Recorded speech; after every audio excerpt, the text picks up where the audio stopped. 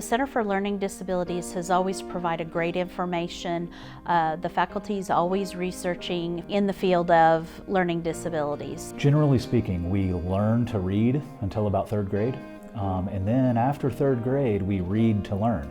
And so there's this very critical moment where if children are struggling with reading, if we can help them then, we know that they can be incredibly successful going forward. I feel like we're very lucky that WT had the foresight to form the Center for Learning Disabilities. And what they do is really important in providing resources to our community. We provide a variety of community, university, and school district services, including consulting with parents to help them understand how to get services, how to get an evaluation from a school district, and how to advocate, for their child.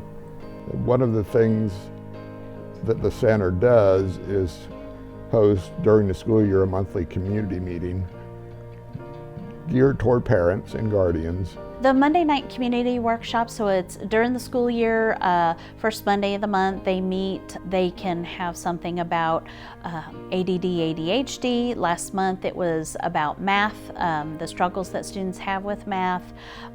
Sometimes we have mock ARD or 504 meetings, and so that helps parents and students understand in a safe environment what it looks like. And I take the kids, which is good for me, and we go across the hall and work on self-advocacy, self-determination skills. Currently, we've done several what's called experienced dyslexia simulations, which allows teachers, parents, whoever to experience a little bit of what dyslexia feels like. I do a lot of simulations for dyslexia. Usually when they need some helpers, I help out, and we have certain activities that simulate dyslexia. There are estimates that 20% of the population is affected by dyslexia. And so when we took a look at the population in the Panhandle and what the schools are doing, and I think they're doing everything they can, we felt like there was a need for some extra resources to help these families with reading difficulties. And so a couple of years ago, we started partnering with West Texas A&M University's Center for Learning Disabilities. We approached them when we started thinking about offering dyslexia therapy in our community, and they were huge supporters in helping us form an advisory committee of knowledgeable individuals in that reading world. And then they were even able to offer a space in their downtown clinic where we're actually providing dyslexia therapy in the afternoons.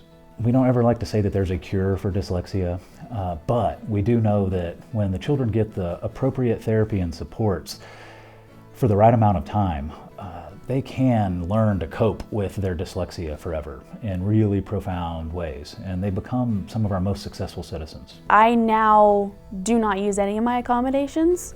In elementary school I had lists of accommodations and how to succeed, and now I don't have to use any of them, and I can succeed on my own, and but if I do struggle, I know who to go to. To me, the value is, it's a resource for parents, for professionals, for kids to build their understanding of various learning disabilities, to build their understanding of kids in general, and to recognize that all kids, have strengths, have interests, and are of value to us as a community and have something to contribute, and aren't to be pitied, aren't to be felt sorry for because they have dyslexia or some other learning disability, but to recognize that those differences are part of who they are.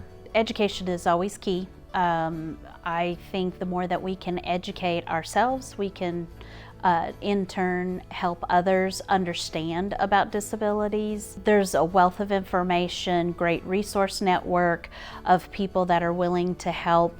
We're always learning together and sharing. So that helps the community, not just Amarillo and Canyon, but the Texas Panhandle.